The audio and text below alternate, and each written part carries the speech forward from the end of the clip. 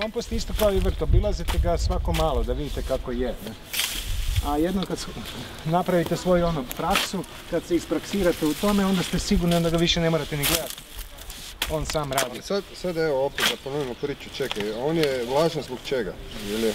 On je vlažan zbog toga što ima previše mase koja u sebi ima dušika, a premalo mase koja ima ugljika. Te drvenaste jednostavno ostavljaju više tih pora i mjesta za kisik unutra i onda mikroorganizmi mogu početi raditi te svoje biokemijske procese, a kad nema dovoljno kisika, to je zato što ima previše vlažne biomase koja se slegne i onda su to anaerobni procesi koji su zapravo truljeni. Hvala.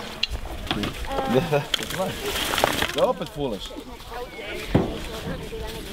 Permakultura je jedan znanstveni pristup oblikovanja ljudskih krajolika po uzoru na prirodne krajolike gdje se kopira prirodna otpornost, raznolikost, multifunkcionalnost.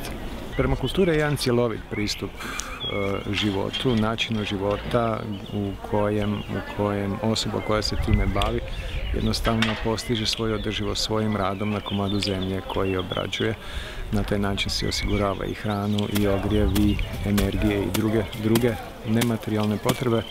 To se svakako može, no cjeloviti pristup za ljude u gradovima je možda malo presnažan i preopsežan, zato je najbolje to raditi korak po korak. Dakle, za početnike i za ljude koji se tek uvode u to, najbolje je početi sa malim i korak po korak uvoditi elemente permakulture u svoj krajolik, pa bio to čak i stan, tako svejedno.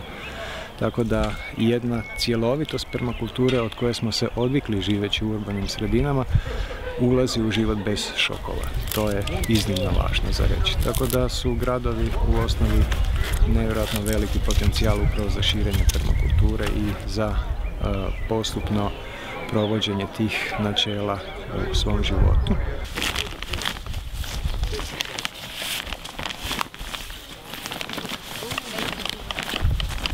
Gdje još?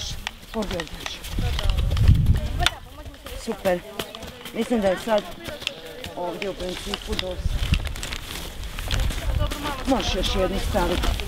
Bravo. Za 1/4 obitelj vrt po permakulturnim načelima, koji je u osnovi organski vrt, samo je on oblikovan permakulturnim načelima i po tim pravilima, je u osnovi 100 kvadrata sasvim dovoljno za početak.